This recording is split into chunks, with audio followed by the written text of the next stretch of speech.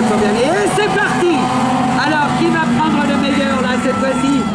Eh bien, pour l'instant, c'est Norbert Hugues qui est parti avec Cyril Coué, Claude Panot, Hervé Martin juste derrière.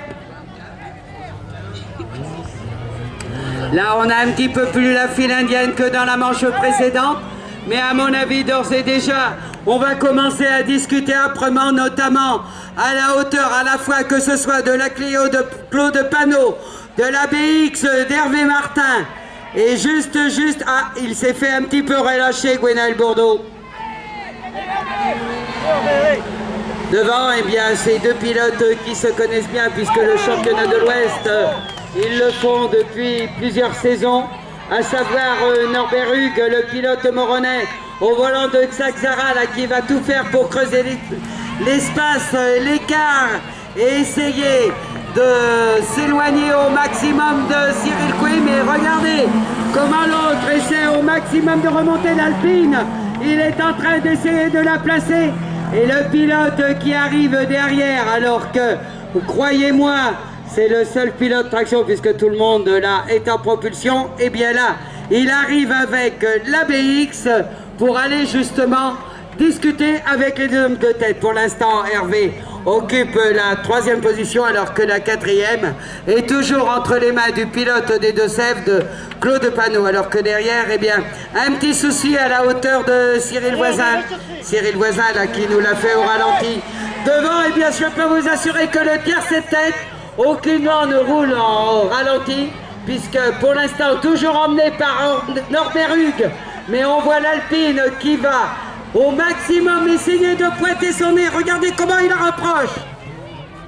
Et celui que vous pouvez encourager, car là nous voilà dans le sillage, c'est véritablement roue dans roue qu'ils sont. Il s'écarte, il prend l'extérieur, Cyril Coué, il a ouvert la porte et Hervé Martin en a profité pour infiltrer le nez de la BX. Wow! Joli coup! Et ils sont pratiquement roue dans roue.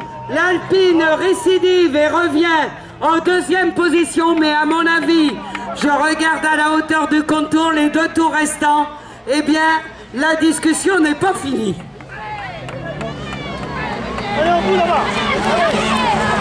Allez, là, on reprend. Alors, généralement, quand ils arrivent dans la cuvette, on dirait qu'ils rechargent les accus. Il y a toujours un petit moment de répit, mais Hervé Martin rattrape là où il ne peut pas aller les chercher dans la ligne droite. Et bien, quand il arrive à la hauteur des virages, et notamment des banderoles Super U, et qu'il redescend vers vous, et bien là, il relance l'attaque. Il a fait une petite faute tout à l'heure, Cyril Coué. Il va essayer, alors que c'est l'abandon à la hauteur de Claude Panot. Donc là, on cesse toutes les attaques. Derrière, Gwenaël Bourdeau, eh bien, se retrouve un petit peu esselé sur ce coup-là, puisqu'il était en grosse discussion avec nos 3 hommes de tête.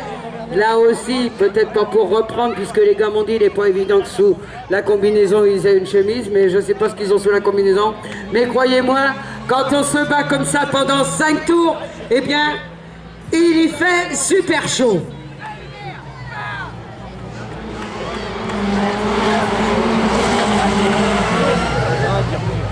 Les 3 pilotes sont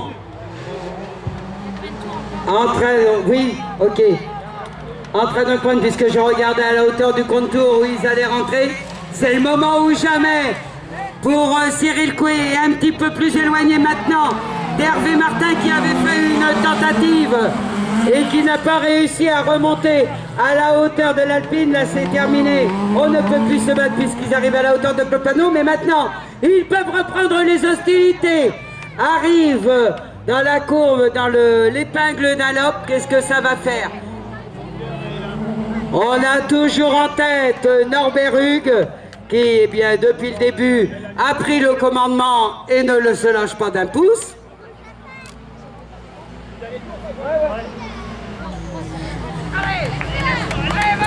On y va là.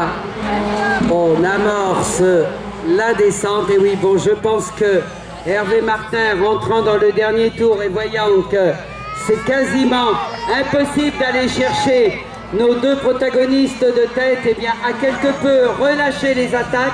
sachant et c'est très bien calculé, puisqu'il sait très bien qu'il y a encore 2 qualificatives à courir et en plus la finale. Donc sous les applaudissements du public,